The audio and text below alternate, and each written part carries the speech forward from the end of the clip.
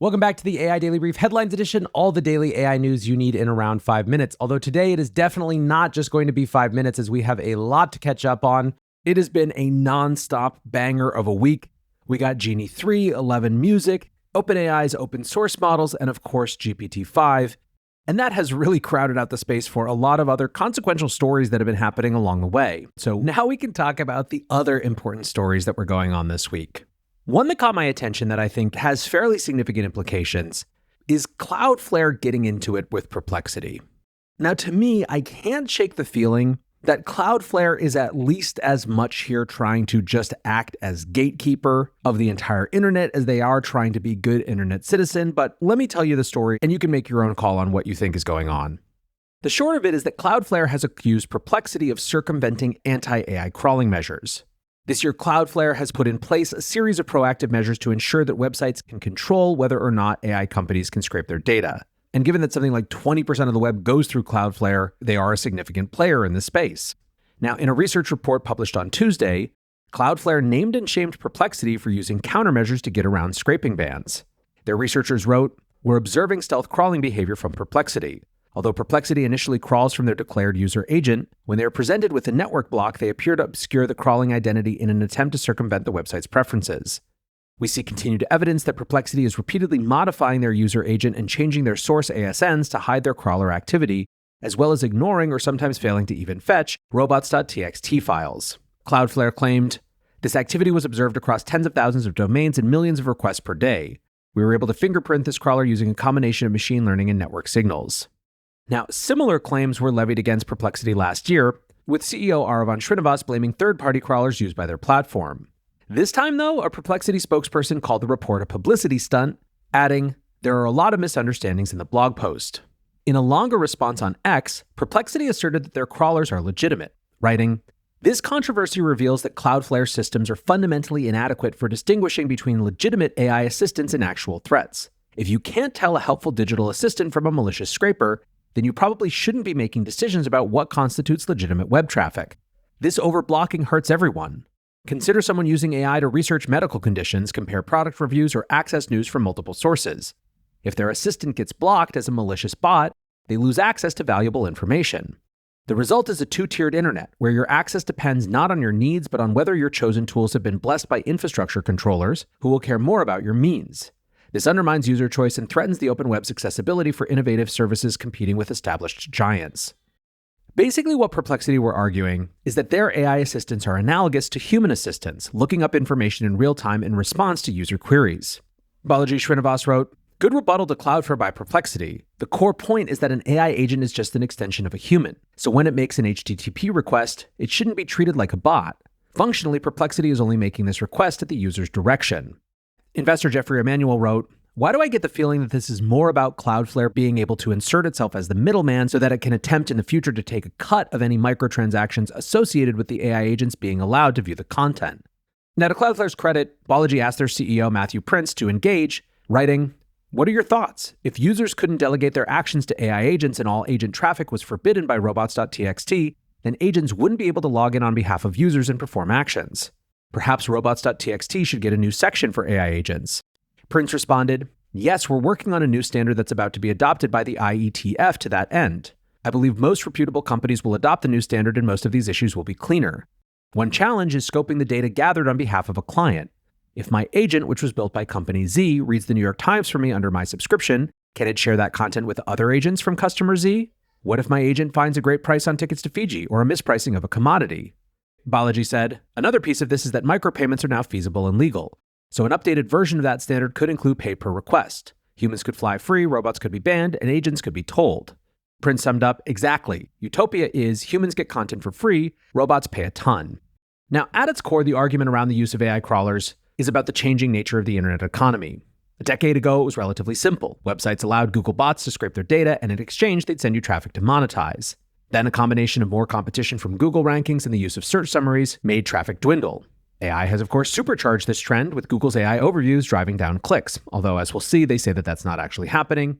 For most AI services, including Perplexity, the data is extracted and presented to the user directly with very little reason to click through to the source. The big question now, though, is who gets to decide what legitimate traffic looks like. Perplexity's response treats the internet as the digital commons. If a user is requesting information, it shouldn't matter if they fetch it themselves or get an AI assistant to fetch it. Cloudflare is asserting that website owners should get to choose, and that all web scrapers should abide by the instructions in robots.txt. Overall, it feels to me like the internet seems to be on a collision course towards a system where AI scrapers are forced to pay for access to websites. But going back to this question of where Cloudflare sits in all of this, in the wake of the controversy, some people noted that Cloudflare had already started making decisions for them. ML and genomics researcher Sawyers wrote, "Cloudflare turned this on for my business website without telling me. Why would I want this?" And shared an image of them auto-selecting that AI bots should not be able to use their website. Gary Tan from Y Combinator wrote, "On by default without notification seems like an extreme overreaction." Now, Cloudflare, for their part, suggested it was a mistake and they hadn't turned on the setting for any existing domains, but Gary responded that the setting was also turned on without notification for the Y Combinator website. Guillermo Roch, the CEO of Vercel, wrote, "The fastest path to irrelevance is blocking progress. Blocking what consumers actually want, low-friction interfaces. The internet is changing. The answer to AI is more AI, not to block and stagnate. Our metrics show Perplexity and ChatGPT have had an extremely positive effect on our business. Developers ask for modern deployment and CDN platform recommendations. The AI team tells them to check us out. These today are our highest intent sign-up sources, far more intentful than Google. What happens next? Perplexity, V0, and ChatGPT will grow your business. They will sign up automatically. They will buy your product. They will digest your information and make it relatable. They will take action. Claude Code is an early glimpse of this future. At Vercel, we're excited to take the opposite bet here. We'll give you the AI cloud and CDN infrastructure to help you integrate with these agents and, crucially, ship your own." Lee Edwards put it even more simply, "I love Cloudflare for the CDN and security features, but either you're on the side of superintelligence or you're on the side of digital NIMBYs." This is definitely the beginning, not the end of a conversation, but like I said, a super important one for, frankly, the entire shape of the digital future. Next up, staying on this theme of web traffic, Google insists that its AI features aren't actually driving down web traffic. In a blog post on Wednesday, Google responded to outcries about declining traffic that coincided with the introduction of AI overviews. They claimed that, quote, "Total organic click volume from Google search to websites has been relatively stable year over year. Additionally, average click quality has increased and we're actually sending slightly more quality clicks to websites than a year ago." Now, this is in contrast to third-party data that showed the volume of clicks beginning to crater from around a year ago, but Google dismissed that data, stating that it was, quote, "often based on flawed methodologies, isolated examples, or traffic changes that occurred prior to the rollout of AI features in search." I'm not really sure. I think there's a fair bit of skepticism around that post, but the fact that they felt the need to respond at all is just another indicator of why this is such an important conversation. Now, speaking of important conversations and big trends in the industry, obviously what we've seen from GPT-5 is that there is a big bet going on right now that everyone is a coder in the future. And along that theme, Google rolled out its own coding agent, Jules, out of beta and into general release earlier this week. The product is Google's answer to OpenAI's Codex and Anthropic's Claude Code. It does AI coding agent things, asynchronous code writing in the background, tool used to find the information it needs, and a wide range of platform integrations. Kathy Korovec, director of product at Google Labs, believes the agent will be a long-term part of their AI offering, stating, "The trajectory of where we're going gives us a lot of confidence that Jules is around and going to be around for the long haul." Now, the release provides an interesting vantage point into the state of the AI coding wars. Jules has been in public beta since May, and that comparatively long testing time allowed Google to make improvements to stability and UX thanks to hundreds of updates, but they're now coming to the market a number of months behind both OpenAI and Anthropic. And on the one hand, Google doesn't have the luxury of launching unpolished products, but on the other hand, the rapid release schedule of AI tools can make them seem pretty far behind. Now, one thing to watch is the growth of asynchronous agents as a major use case. This is rapidly becoming the default mode for power users of AI coding agents. Basically, you set the agents to a task in the background while you work on other things.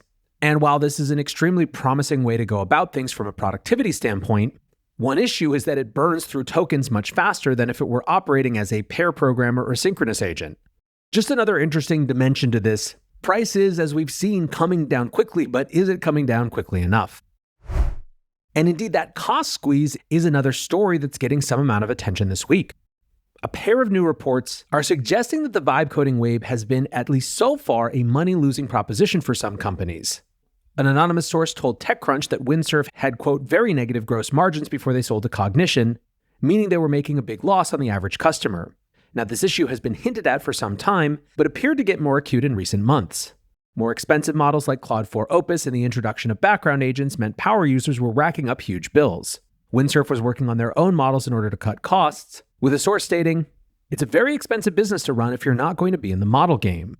The Information, meanwhile, had some hard numbers on Replit's business. The company's revenue has grown from $2 million to $144 million in less than a year, but as demand picked up, costs increased even faster. The Information reported that Replit had a 36% gross margin in February, but that fell to negative 14% in April when they launched a new version of their agent with more autonomous functionality. Margins have bounced back a little now, reaching 23% in July, after Replit started charging for usage. Reportedly, Lovable has managed to keep their gross margin relatively high at roughly 35% as of May. However, that was prior to Lovable launching their agent mode, so who knows if that profit margin has held up. Both companies exclude the cost of serving free users from their calculations, so all-in margins are going to be even tighter. Multiple people told TechCrunch that they believe this is an issue across the board. Vibe coding startup founder Nicolas Charrier said margins on all of the CodeGen products are either neutral or negative. They're absolutely abysmal. Now keep in mind that being deeply in the red isn't a new thing for tech startups. Companies will often deliver their product at a loss in order to establish market share or encourage customers to try something new. Uber was famously a loss leader in this manner, functionally using VC money to subsidize their rides while they grew. The same is true of many SaaS companies making a loss on introductory offers as an acquisition strategy. The issue for AI coding companies is that they have inherently higher costs than SaaS companies, which can achieve upwards of 70% gross margins at maturity. Aside from being able to jack up the price once users are reliant on AI coding, these companies are reportedly seeing a few pathways to profitability. The first and most obvious is simply that the cost of serving models will come down. Eric Nordlander, a general partner at Google Ventures, said, "That's what everyone's banking on. The inference cost today, that's the most expensive it's ever going to be." And on the one hand, this is obvious. Costs have come down dramatically, much faster than I think anyone thought. However, when it comes to this use case, there's also indications that people ultimately want the most state-of-the-art, up-to-date model. And what's more, the new way of using these models just uses more tokens, both natively because they're reasoning, but also because of this mode of spinning up multiple agents at once. Now, one really interesting thing to me is how this might ultimately impact what we think about as successful. AI entrepreneur Matt Slotnick wrote, "People are overly focused on AI margins. Modern SaaS math assumes a certain operating structure that is labor-intensive, e.g. you need 80% gross margins to pay for all the typical costs that allow you to eventually run cash flow positive. And 50% gross margins breaks the math in that model. But AI companies are very unlikely to follow that model. If you're replacing human labor in your own business, your operational expenses, or OPEX, will be meaningfully lower. If OPEX is lower, you get a lot more margin to potentially play around with. Not to mention, cost of goods sold on intelligence will decrease. You're injecting intelligence not only into products, but also your operating model, and the cascading effects of that still seem largely underappreciated. Revenue and cost models don't exist in a vacuum. In other words, he says, there's no divine law that software companies need 80% margins. The current operating model of SaaS just happens to." And Chris Walsh pointed out that although this might be a topic of conversation right now, investors are hardly running away from this category. He wrote, "Private market multiples are trading at substantial premiums despite these weaker margin structures. I don't see much concern anywhere." Just a few more now before we get out of here. On the funding side of the house, fundraising rumors suggest agent design platform N8N will be the next AI unicorn. Bloomberg reports that the company is in talks to raise at a $2.3 billion valuation in a round led by Excel. Sources also say that this is a pre-money valuation, making it even more impressive. And if the round closes, N8N will be the first pure-play agentic unicorn. Now, this is a company that if you're spending any time in the agent space, you know how popular they're getting, and very quickly. They have become a default and a go-to for people who are looking for low or no-code ways to wire together AI automations, and sources suggest that they've reached a $40 million revenue run rate, up from $7.2 million last year. Over in the talent wars, Microsoft AI CEO Mustafa Suleyman is embarking on a poaching mission all of his own. The Wall Street Journal reports that Suleyman is raiding Google DeepMind, where he was a founder looking for top talent. Mirroring a tactic from Mark Zuckerberg, they write, "Suleyman has been personally calling recruits, pitching them on the idea that the fledgling AI division Microsoft created last year is a nimbler, more startup-like workplace than DeepMind has become under Google's ownership. Mustafa is also reportedly willing to beat salary packages and offer the opportunity to reshape Copilot into a ChatGPT competitor in its own right." And it seems like the pitch is having at least some resonance. The journal states that 24 Google executives and employees have joined Microsoft in recent months. And while we don't have any sort of billion-dollar offers of the sort that Meta's been throwing around, the journal does say that CEO Satya Nadella has given Mustafa autonomy to build an AI operation that can compete with top players like OpenAI. Now, interestingly, Suleiman is reportedly hiring specifically for Microsoft's consumer-facing chatbot, not their enterprise-focused AI products. I personally have big questions around that strategy for Microsoft. Frankly, I think that buying out the guts of a consumer DNA company like Inflection at this stage looks to me like a mistake that Microsoft made, and that the company's relevance has done nothing but go down since they've tried to move away from OpenAI. But who knows? It's still a highly dynamic space, and a lot could happen. Speaking of OpenAI, as if they didn't have enough news, our last two stories are the non-model things that happened in that company this week. First of all, they are in talks about a secondary share sale that would value the company at $500 billion. Bloomberg reports that existing investors, including Thrive Capital, have approached OpenAI about buying employee shares. If the deal goes ahead, it would be another 2/3 valuation jump from the $300 billion OpenAI was valued at during their last fundraising round earlier this year. It would also mesh with fundraising rumors from last week, which suggested that existing investors were frustrated that they couldn't get more money into the SoftBank-led round as it comes together. Now, OpenAI has been pretty proactive about getting their people some liquidity as their valuation skyrocketed over recent years. They've done multiple secondary rounds since the launch of ChatGPT, sometimes more than one per year. This round, of course, comes with the backdrop of Meta spraying money at AI researchers, attempting to lure them away from OpenAI. So handing employees the first offer at boosted valuation could go a long way to building goodwill. Yu-Chen Jin of Hyperbolic Labs also suggested that this isn't the only incentive going on at the moment. On Wednesday, he wrote, "My OpenAI friends are so hyped right now, not because it's the night before GPT-5, but because Sam just announced $1.5 million bonus for every employee over 2 years. 78% of NVIDIA employees are millionaires. At OpenAI, it's 100%. I think we can call it the Zuck poaching effect." On Thursday, The Information covered the story with a little more thorough sourcing. They reported that the bonuses were being paid to around 1,000 researchers and engineering employees, representing around 1/3 of the company. Rather than $1.5 million across the board, bonuses are ranging from the low hundreds of thousands into the millions. And the bonuses will vest over 2 years. Finally today, OpenAI is giving ChatGPT to the government basically for free in hopes of driving adoption. On Wednesday, OpenAI announced that they had contracted with the US government to provide 1-year ChatGPT enterprise licenses for $1 per agency. The company wrote, "Helping government work better, making services faster, easier, and more reliable is a key way to bring the benefits of AI to everyone. At OpenAI, we believe public servants should help shape how AI is used. The best way to do that is to put best-in-class AI tools in their hands, with strong guardrails, high transparency, and deep respect for their public mission." At least from a narrative standpoint, OpenAI is insisting that this is not just about locking in lucrative government contracts with a teaser offer. VP of Government Joe Larson said, "The focus of this effort is not to gain a market advantage over competitors. It's to scale the adoption of AI across the federal workforce. The private sector is embracing AI. We don't believe the government should be left behind." So friends, there are even more stories, but we're already getting long, so we will wrap there. There is no universe in which next week can be as action-packed and release-filled as this week, so I'm sure we will have time to get into some of those stories. With that, though, we are going to close out the headlines. Next up, the main episode.